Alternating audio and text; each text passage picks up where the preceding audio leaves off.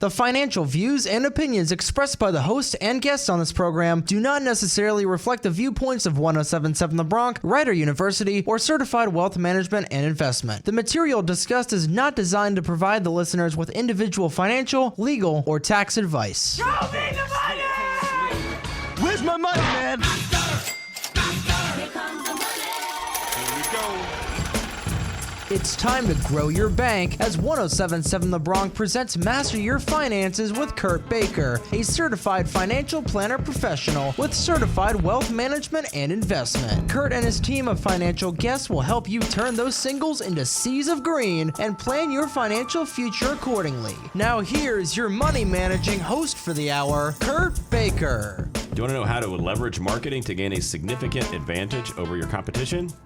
Are you aware that digital and traditional marketing are often not coordinated properly to maximize the return on your investment? Larry Bailin, a successful entrepreneur, award-winning CEO, and dubbed one of the top minds in the business by Yahoo's marketing team and founder of one of the first digital marketing firms in New Jersey, has an innovative approach to maximizing your marketing and increase your success. Larry will show you the steps he took from humble beginnings to thought leader in marketing. It's quite an honor to have you here, Larry, because I know I've heard your story before, and we're going to share it today. But welcome aboard. Oh, thanks for coming. It's equally as much of an honor to be here. Yeah, you want to tell us a little bit, because you were really there literally at the beginning with Plymouth Rock. You stepped ashore and you're like, all right, what do we got? I don't know that I came over on the Mayflower, but I was digital born. Mayflower. The digital Mayflower. I was there were many docks in Newark, New Jersey, where I grew up, but so the very beginning days, I remember it was back in 1994. A friend of mine had given me an AOL floppy disk. There were many of those, I recall. They used to mail them to your house, but not even back then they didn't. It wasn't there yet. Then they became CDs after that. But I mean, I'm an artist. I can, drawing, painting, sculpting, and then I taught myself graphic design.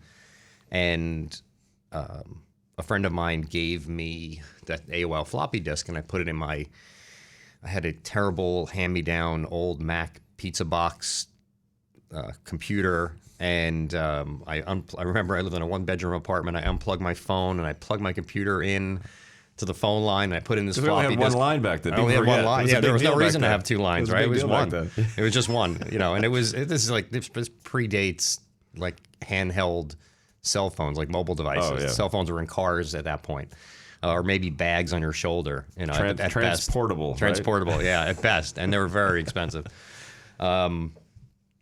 So I connected to the internet, and I was instantly kind of taken to a land that I have just never seen before, a land of opportunity, so to speak. I guess kind of back to that Mayflower thing. Yeah, it's true. Where what I knew about computers was not very much, but I knew that if you were going to see a picture on the screen, it had to be on the hard drive of the computer. So now I'm on some sort of a website, and I remember very vividly looking at a picture coming in very slowly, line by line by line, over my phone line. It was a green wingback chair. And once this chair loaded, I just remember being taken aback and literally leaning back and looking at this and said, that came from my phone line from I have no idea where. That's not on my computer. That's out in the ether somewhere. Yeah. And just light bulbs started going off and ideas started popping. And, I was working in the audio video industry. I had right out of high school. I never went to college. It kind of wasn't in the cards for me. So I'm an entrepreneur, not necessarily by choice, but actually I'm an entrepreneur by circumstance, I guess. Okay. So I was in the audio video industry doing sales and management of just an audio video store. Home audio, car audio, that type of thing. And in the morning, after I had this, spent half the night going through the entire internet, which you could go through in half the night, the entire internet end to end. Everything was out there. I called up my friend. I said, "Hey, listen, these website things that I saw. If I design one, can you put it wherever websites go?"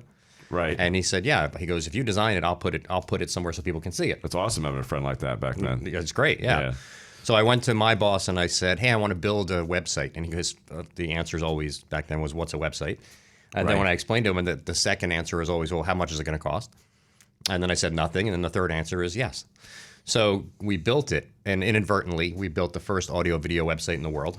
That and $2 will get me a cup of coffee. Right.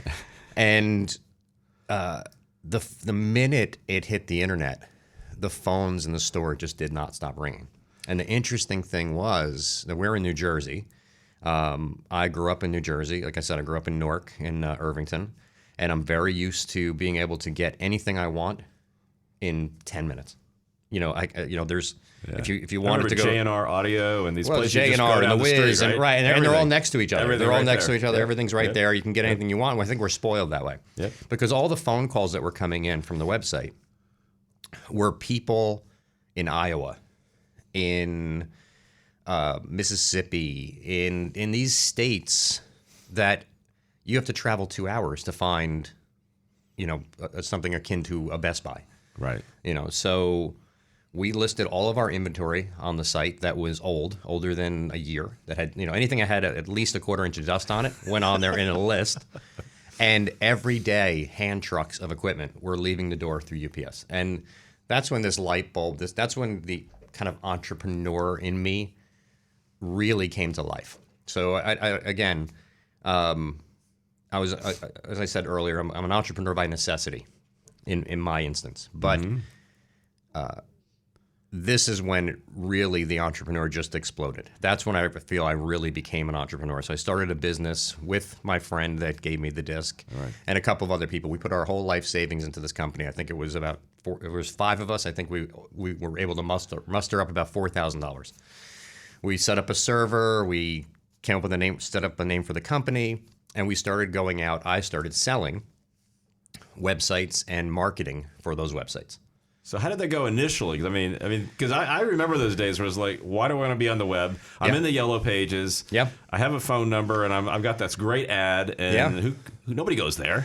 So you know what? It's a lesson in entrepreneurship.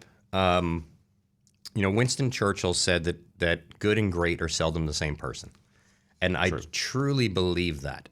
And great marketers, you can be a good marketer. But in order to truly be a great marketer, you have to understand sales. Because in all candor, there's only one reason to do marketing, and it's to sell something. Right. So marketing, even branding, even something that's classified as branding, and I'm kind of making air quotes because that term is used too much. Right. Creating awareness, I don't believe should tactically compete with winning new business. Those things should work together.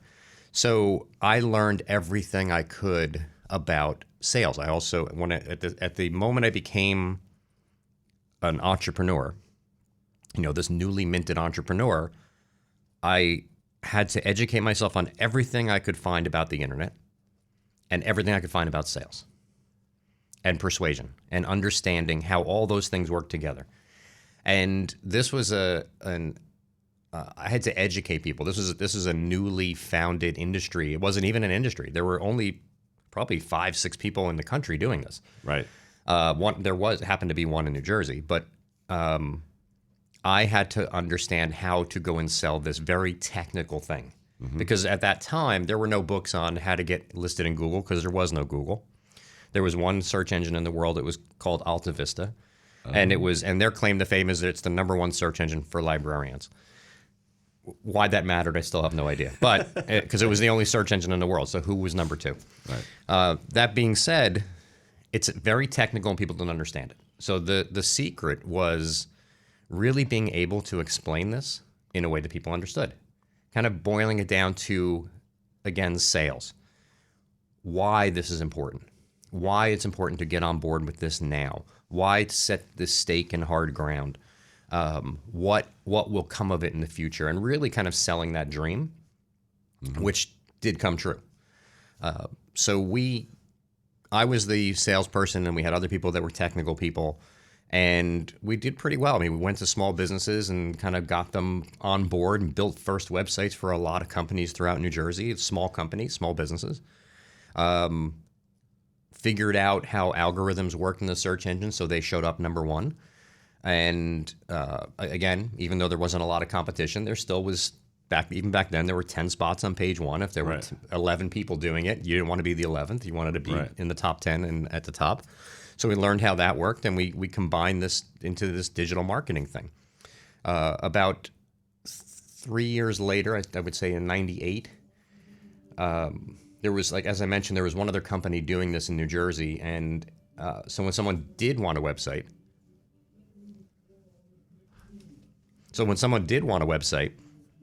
what happened, and they'd find us and they'd find this other company, and they call us both.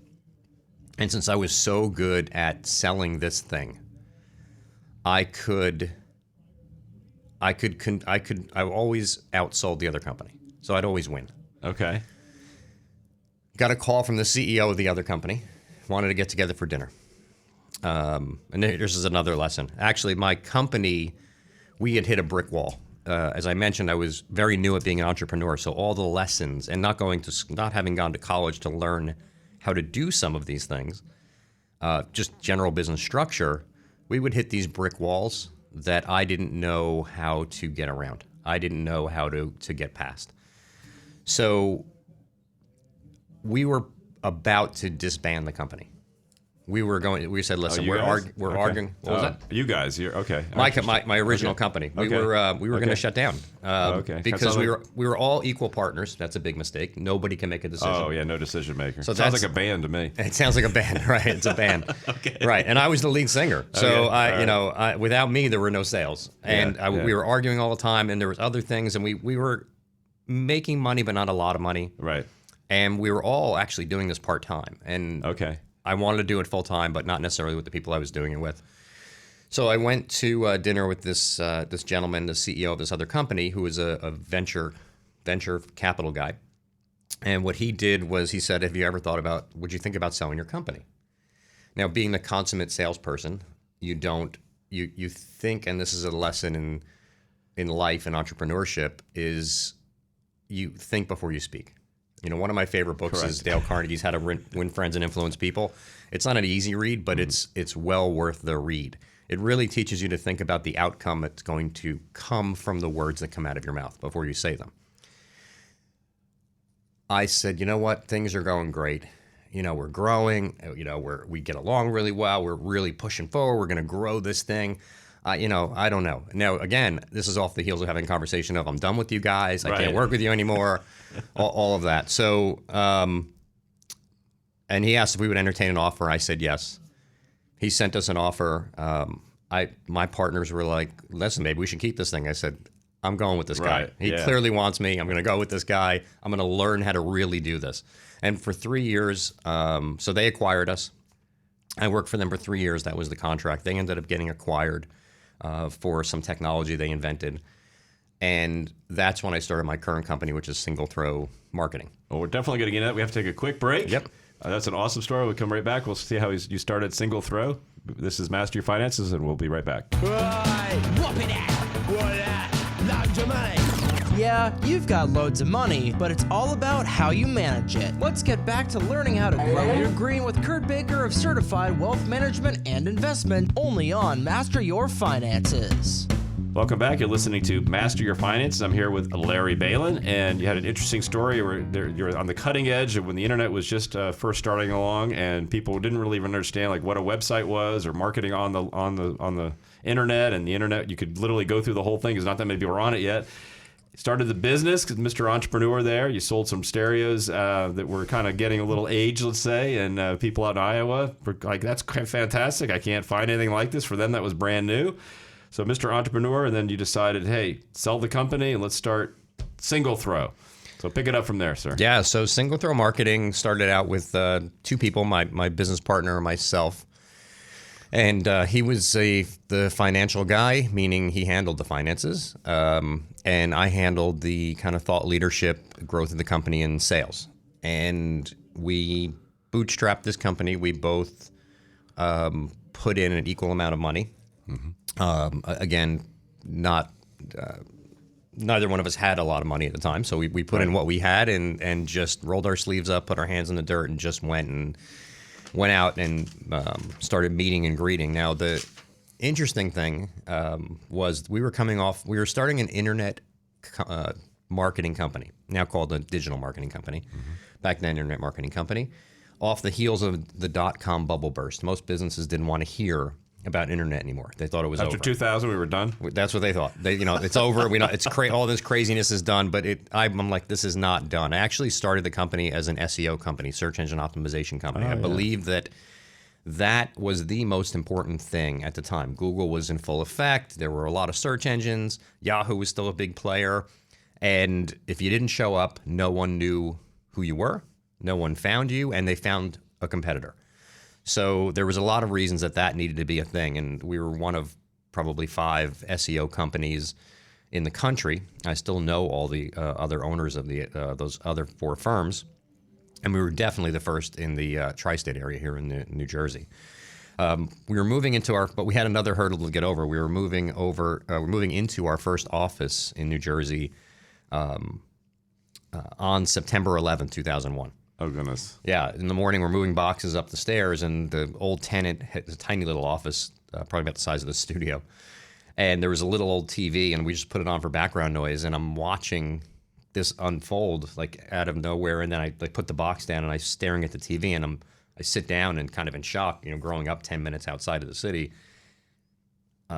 Once the shock of what was happening subsided, I'm like, this is the end of this company. Like, there's no way to survive this. I mean, we're already kind of not in a position of strength.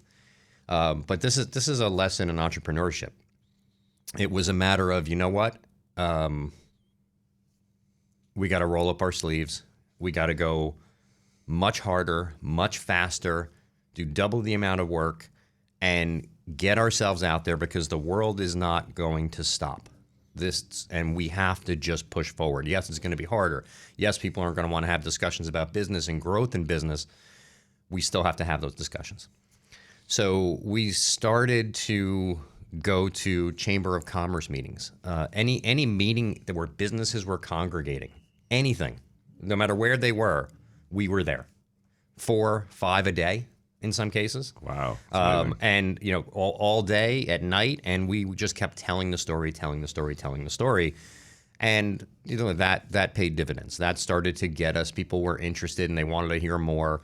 And again, once the shock of that time period started to subside a bit, those conversations started to happen more freely. So we built up this kind of surplus of people that wanted to have conversations. And to me, that sounds like leadership, because when there's any adversity in the market, I mean, you're out there actually telling people how to help themselves before anybody else is really, like, everybody's still kind of, we tend to consolidate, right? I mean, people tend to pull back when you have adversity happening, but you actually stepped out and said, hey, there's some opportunity here, and here's what we need to do next. Yeah, it is interesting you use the word adversity. So, and through all the adversity in our 21 years in business, we've come shot out of a cannon out of the other side of adversity. Which is typically what it does. If you dig in and you push forward and you push through, you come out the other side so much better, so much stronger, with so much gusto. And adversity is also a mindset. Getting past adversity is a mindset. I actually just did an interview. So in 2007 I wrote in 2007 I wrote a book about marketing, and it became a bestseller. And ever since then, I've been a paid keynote speaker. So I get hired to speak about marketing, about customer behavior. And I get to also interview a bunch of people. And this week, I interviewed Mike Tyson. And it was a very interesting interview because we talked about adversity. So you brought up adversity. And his philosophy on that, of how do you get past adversity, was very similar to my philosophy when we were hit with all this adversity in the very beginning days of our company. Was that he says you have to believe that you are a god, that you are unbeatable, that no one is going to come and take this from you, that you will stomp them to the ground, that this is your thing, and no one will get in your way and take this from you. And that really summed. I mean, it kind of gave me chills a little bit. I kind of saw the old Mike Tyson. He's become very humble and a little bit different. But he became that guy in an instant. And it was about adversity, and getting past adversity is not allowing adversity to win. Like, how dare adversity try to take this from me? I will crush it to its knees. And that is what being an entrepreneur is. Entrepreneurship, I've learned many times over, is not for the faint of heart. Definitely not. It's definitely not. I mean, even at this stage, even 20 plus years in, you still run into these things that are new things, and you have to figure out ways around them. But it is incredibly satisfying to get past that adversity. It is entrepreneurship is an amazing thing. It's been a wonderful thing for me, growing myself professionally, and it's how I pay my bills and feed my family. But it is something you have to have that mindset of, I can beat anything that comes in front of me, anything that is in my way. I will get past it. I have to agree 100% because it's very hard to see around the corner. Sometimes you got to step out and go around that corner and just say, all right, here it is. Let's deal with it. You really never know what's coming around that corner to hit you, right? You can guess and you can anticipate and you can plan, but once you turn the corner, you're like, you never know for sure what's going to be there. Well, and that's a big thing too. One of the things, again, an entrepreneur saying, I've read a lot of things. Andy Grove, the CEO of Intel, wrote a book called "Only the Paranoid Survive," and it's a fantastic book. And it fit within my personality growing up in New Jersey. I'm a very paranoid person by default. And paranoia is about thinking about what could happen and being prepared for multiple outcomes. Even as early as yesterday, I was in New York. We were doing a year in review with one of our clients and my team. I was with my team, a few people from my team. And we prepped for that meeting incessantly. I mean, we went over every possible thing we were going to say, every objection that could be said about the thing that we were going to say. We were so wildly prepared for 100 objections and what the answers to those objections would be. And maybe 2 objections came up. Right. But it was probably one of the best meetings I've seen my team ever execute, because it's probably the one they were the most prepared. Oh, that's to amazing. Win. Yeah, that's amazing. If you're prepared, you get a level of confidence that is euphoric.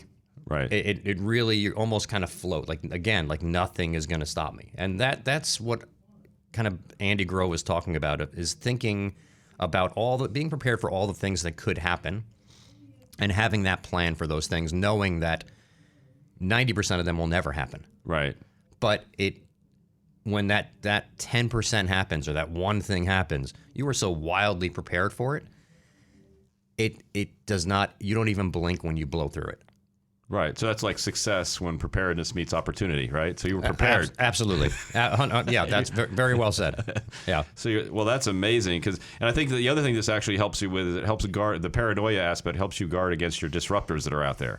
Because you guys were like the leader, right? You're the guy running the head of the race. So there's obviously others a lot that are nipping at your heels. Yeah, all the time. So and they vary. They vary from small to large and everything in between. And we like to say, one of the ways that my company wins is we're pretty bold at this point.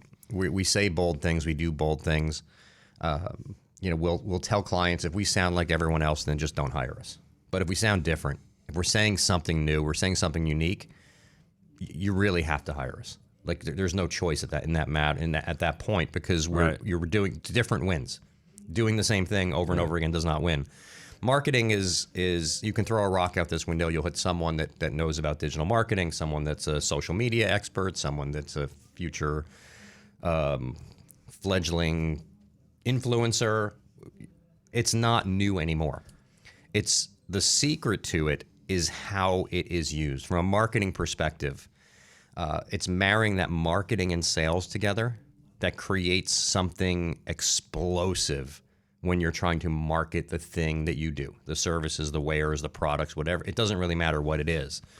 There is a whole bunch of things we can talk about how to explode marketing when you look at it from the right perspective. That's fantastic. We're going to take another break, and when we come back, we'll talk about how to explode your marketing. You're listening to Master Your Finances. We're not just doing this for money. We're doing it for a shitload of money. If you want to learn how to make and manage that kind of money, turn the volume up as we get back to Master Your Finances with Kurt Baker of Certified Wealth Management and Investment. Welcome back. You're listening to Master Your Finances. I'm here with Larry Bailin, and we're now going to learn about exploding your marketing. I love that term. Yeah, it's a good term, exploded. actually. I'm gonna start like using that. it. I think this might be the first time I've said it. So it's you have to identify those little nuggets and use them, maximize them. So yeah, exploding marketing in a very competitive space. It's not what it was 10 years ago, 15 years ago.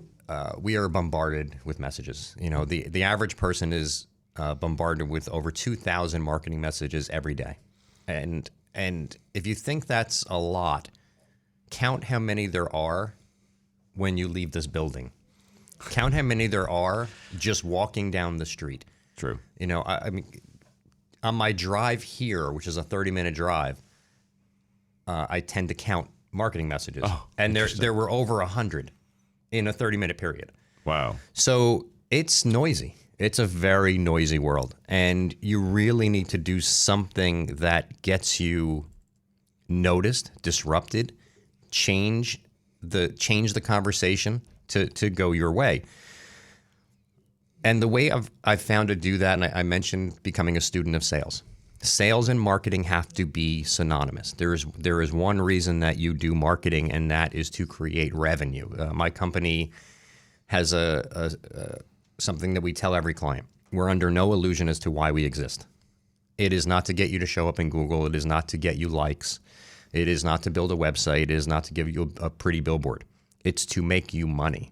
You give us $1 and we're supposed to turn that into more dollars. That's Right. it, period, end of story. That's marketing's job. Right. And if it's not doing that, you're doing it wrong. So the great thing about digital is it's no longer the underdog, especially since lockdowns and COVID. There's nothing out there but a digital consumer. Everyone's a digital consumer. People are two-screen television watchers. So most people watch TV with their phone in their hand. And when they see something of interest, they're Googling it. They're looking for it. They're engaged instantaneously. So all of that means that we have to figure out more ways to touch people in the right way and only touch the right people. The days of, in my opinion, where marketing has changed and gotten better is in the targeting of it. I'd like to talk about the mathematics of the perfect customer. You have to, before you do any marketing, you have to understand who you're marketing to. And the mathematics of the perfect customer that is, let's say that's it's formulaic. So you look at who your perfect customer is, maybe your Goldilocks, the center of the bullseye, and start to think about what makes them that perfect customer. What is the arithmetic there? What's the formula? Are they male, female, certain age, live in a certain area, household income, like to do these things? What's that formula? And most businesses have more than one formula. They have multiple clients. So what are all the formulas? So once you understand that, now we know who we need to engage with. Now you need to understand, in order for marketing to be explosive, you need to understand, and this is the secret sauce. This is the piece that if you don't sprinkle it in, it fails. How do you persuade them? Right. So there are laws of persuasion. There's a law of reciprocity and social proof, scarcity, all of these things that come into play when you're trying to persuade someone to do a thing. So when you're on Amazon and it says there's only 6 left, that's the law of scarcity. So that's the law. That's a persuasion element called scarcity. When you see star ratings, that's social proof. There's all these things. So you have to understand which of these persuasion elements come into play for that formula and how do you sprinkle them in. And now you have to be the consummate salesperson. You have to say, why does someone buy the thing I offer? Why do they say yes? That has to become part of the message. And equally as important, and we ask every client this, why do they say no? Because when you know these two things, you're in a perfect position to create marketing, graphically, textual, video, to persuade that person to do the thing you want them to do, to create what I call sales activity. Okay. Marketing needs to create sales activity. We have to, if we're marketing for one of my clients, let's say it's either B2B or B2C or healthcare or auto or whatever industry it is, we're pretty industry agnostic. We have to prove that marketing worked. We have to prove that something happened because we're doing marketing. We have to prove that there's a return on investment. We use data to close loops and say, okay, this customer bought this. It cost X to get that customer. This is what you sold it for. You made X amount of dollars. Mm-hmm. All that has to come into play. But if we're not connecting with the right people at the right time because we don't have the right formula, or we don't understand the value propositions of the thing that you're selling, we created the wrong ads or we're pushing it at the wrong time, the whole thing falls apart. So anybody can do marketing, air quote marketing, but not everybody can persuade someone. Mm-hmm. The persuasion element is that good versus great. Right. Good marketers can get you found. Great marketers can get you chosen. That's the biggest difference. And those things cannot live autonomously. They right. have to be together. You know, getting found and getting chosen, and not knowing. A lot of people we speak to, we ask how their marketing's working. They're like, well, we think it's working. Well, right. Like, what do you mean you think it's working? Well, then it's not working. Shouldn't there be data behind it, especially with digital, This is like it's almost 2023 out there. That's true. We can measure a billboard's effectiveness, a drive-by billboard's effectiveness. The fact that a business owner in this day and age would say, I think or I don't know, is silly. It's a massive failure. We know that you immediately have the wrong marketing company. Immediately, it's just wrong. Right. Because it's our job as marketers, as great marketers, to prove that the thing we're doing is moving businesses forward. Because if it's not, we need to know that. Right. If we're doing something wrong, we don't want to keep doing something wrong. So you course correct, you change, and that's the beauty of digital in this day and age. Again, even with traditional versus digital. Traditional marketing is more classified as television, radio, and billboards and things of that nature. But honestly, digital, traditional, they're one thing now. It's just marketing. There's no digital or traditional. It's just marketing. So it's all measurable. So I had a couple questions. So how do you measure those that said no? Because if they're gone, how do we figure that out? I mean, just kind of global way. I mean, how do I know that they rejected me? They didn't sell. I didn't tell them anything. Sure. Or why they abandoned me, so to speak. Well, there's two things. So if they didn't click on you, right, and you didn't get the chance to, or if they didn't click on you, they're not interested in you, or you have the wrong verbiage, you have the wrong persuasion elements. So you can look at how many people are searching for the thing that you do. Okay. If you're not getting what you believe is enough people clicking, you probably don't have the right verbiage. You don't have the right message. You don't have the right persuasion. So you can modify that and see if you can get more. Okay. In some cases, you could be. I always think about this scene in Indiana Jones, where it's Indiana Jones, and I forget the other gentleman's name, but it's a buddy of his, very boisterous guy, and they start hugging each other and looking at each other, very, very excited when they find out that like the Nazis are digging in the wrong place. They're digging in the wrong place, right. And they're so excited. It's an opportunity. So a lot of times people are just digging in the wrong place. Right. The easiest way to tell is if you're, let's take Google for example. Only 4% of people go to page 2 of Google. That doesn't mean only a few people go to page 2 of Google. What that really means is that 96% of the time Google gets page 1 correct. Right. So if there's nobody on page 1 that looks like you, when you're doing a search, you show up for a thing and you're happy you show up for that thing, but you're the only one on that whole page that looks like you, you're digging in the wrong place. You probably shouldn't be there. But if everybody looks like you and you're not there, that's a problem that needs to be solved. Okay. Now let's say someone clicks and then makes contact. There's ways to pull that data. There's ways to... It's called closed loop analytics. We can do things nowadays where you have a CRM system or even a spreadsheet and you say, okay, this person called, spoke to them on this, sending them a proposal, closed, we didn't close them or we did close them, became a client, didn't become a client. We still know if they're the right fit or not. And analyzing that helps us go back and get more people that are the right fit. And then we can say, well, why did they say no? Okay. Now, that could be not a marketing problem to solve. That's a sales problem to solve. Right. But typically it's marketing and sales working together. And they say, you know what?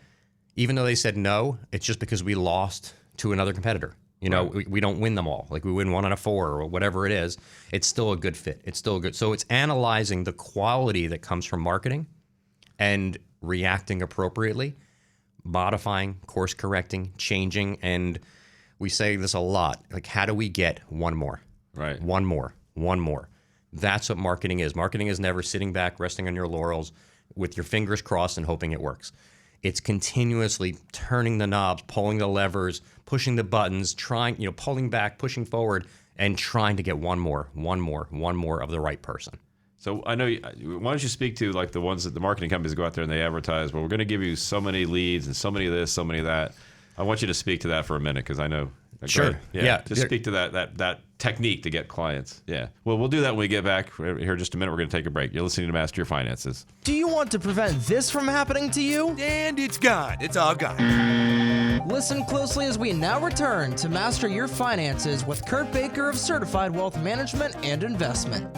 Welcome back. You're listening to Master Your Finance again. This is Kurt Baker with Larry Bailin, and I wanted to just speak a little bit to the firms because I get this all the time in my business. Like, oh, we're going to get you, all these leads, and I'm like, go ahead, you speak to that. Most of the time when you get those, these are people that don't know you, don't know your business. You're just a list that was purchased and it's emailed to you, and it's not even borderline. It's spam. Why would you ever buy anything from someone that spams you? If they're spamming you, they're hoping that they send out 100,000 of these things and maybe one person says yes. Right. They sell them something. It doesn't work, and it's such a low price usually that you're not going to fight it. You're just not going to do it again. So if they're not asking you, the first question is, who are your customers? Mm-hmm. Why do they buy from you? What's return on investment look like? Those types of questions. I hate to say non-marketing questions because to me they're marketing questions, but they're questions about your customers. They're questions about the return on investment. They're questions about the outcome, not the output. Mm-hmm. So that's the biggest thing. And I say that to people all the time when I speak. If your marketing companies are not asking you or having discussions about what the outcome is supposed to be, and they're just talking about output, like leads are output, getting found is output, getting chosen is outcome. Right. Those two things have to work together. So most of those things, 99% will not work, and some of them will even get you in trouble. So it doesn't make a whole lot of sense. If you really do understand marketing, you understand that almost anything can be a target and targetable. I mean, even like right now, my company does a tremendous amount of work with companies because of the labor shortage. We do recruitment now. Right. Because someone asked us to. Someone said, hey, we're having a lot of trouble getting nurses. We're having a lot of trouble getting engineers. And we started thinking about it. He said, you know what? That's just another target to us. Right. That's just another formula. The mathematics of the perfect customer. And now it's the mathematics of the perfect employee. What does that look like? Where do they live? If you think about marketing in general, it is still about persuading someone to do a thing. So marketing, if you get it right, and if you think about it from the perspective of I need someone that looks like this to do a thing, then you can target anyone for anything. That's the beauty of digital. You can target people. It's scary to a lot of people. A lot of people think Google's listening to me and Alexa's listening to me. It does feel that way. And I'm not saying that they're not. I mean, they all deny it. They all say that you're not. But there's so much data out there, they actually can predict. I like to say... I've seen that. Yeah, well, it's scary. It's predictive analytics. They typically will know what you're going to do. They look at my friends and figure out what I do. They look at So here's what they do. They look at your friends. They look at who you are. They look at where you go. They look at where you eat. Anywhere you bring your phone is trackable. Right. All the things you do on social are trackable. And it creates this formula. And I like to say that even though your mom tells you probably quite a bit that you're special, we're not. There's a lot of people out there that look just like you, do the same thing that you do, and kind of are your mathematical formula, the same formula that they are, you are. And there's probably hundreds of thousands, if not millions of people that have the exact same formula you do. And Google knows what they're doing. So Google can start to predict what you're going to do because you're 2 steps behind a whole bunch of other people that look just like you that did that thing. So can I send them a letter? Will they send me my next year's plan before It'd be great. It'd be great. Yeah, I think they'll let me know what I'm going to do next year. Yeah, it's almost like a crystal ball. It's like going to a medium on the boardwalk. There you go. But yeah, so even targeting on an employee level, if you get the right marketing, and if you get the right marketing mindset, you can drive a tremendous amount of applicants to you, the right applicants, that will convert into employees, because again, it's still getting found, getting chosen, and for a fraction of what recruitment costs. Right. Because it's not about everything else. What marketing used to be was about volume. It was about as much as we can, as far and wide as we can. Right. It's not that anymore. It's as narrow as we can, as focused as we can, hit the right targets. You had mentioned to me earlier on a break that, your customers are a fraction of a percent. So that formula, going far and wide wouldn't make any sense. Right. But even a fraction of a percent are a lot of people. And if it's a high ROI, a high return on investment, we figure out how many we need to make marketing pay for itself. And really that's explosive marketing, is when you can prove beyond the shadow of a doubt that marketing dollars spent paid for marketing, and those customers that you received were born of marketing efforts. Without a shadow of a doubt, you've exploded your marketing and you're well on your way to insanely explosive growth. Right. So another area we talked about on the break on this briefly was LinkedIn. I know, because that's where I was getting some of these like blanket things like, I'm going to solve your problem. I go, that's not even my problem. How are you going to solve something that you don't even know what my problem is, so to speak? I mean, they send these things out blindly. Yes. Which I immediately delete them. I mean, it's rare I get one that's actually targeted to me. I mean, that actually knows something about me and sends me a message because they actually know something about me. Right. So what are your thoughts about how LinkedIn is being used today? Because they've opened that up kind of quite a bit as far as how they can reach us with InMail and all this other stuff. Yeah, I mean, and it's getting crazy. I mean, this isn't a knock on LinkedIn. LinkedIn was bought by Microsoft years ago, and it's still a good platform. It's still a great platform, not even a good platform. The InMail is a little insane. My inbox is fairly useless on LinkedIn. So much so I don't even set up notifications for it anymore. It's just I check it when I check it. Right. And then 90% of what's in there I delete, and sometimes there's somebody I know, is like you said. Right. Or someone that's doing a really good job at selling and maybe not even using InMail, but it's a person. If my name is in bold and everything else isn't in bold, or they use the RE colon when I never sent them an email, they're not replying to me. I know it's just spam. It just gets blocked out. But the great thing about LinkedIn, and this ties back to the recruitment part, the data in LinkedIn is spectacular. It's awesome, yeah. I mean, everyone keeps their LinkedIn profiles wildly clean, wildly up to date. They are the digital resume. I mean, we look at a lot of resumes, and almost every resume we get has a URL to go to their LinkedIn page. They want you to go to their LinkedIn page. They want you to see people that endorse them and the things that they do. The great thing about that, from a marketer's perspective, that gets me kind of like salivating. Like there's so much information there, especially from that recruitment perspective. And because it's owned by Microsoft, I can take that data and use it anywhere anyone uses Microsoft, whether it's MSN or Outlook or any Microsoft property, anything Microsoft touches, which is a lot. Right. I can push ads to people based on their LinkedIn data, based on where they went to school, what their majors are, when they're graduating, what their current job title is, who they work for. If you want to target people and try to conquest them from competitors, which we do. There's so much information there, right down to even how much people like you. So, does this person have a lot of endorsements? Not a lot of endorsements? Are they good at what they do? Not good at what they do? Again, these are little nuances. And for some clients, they're like, we don't care. We want the person with that job title. We want the person that works for that company. We want the person in this geography, the person that's about to graduate with this degree. All that information is amazingly clean. Probably the best business-to-business data on the planet right now.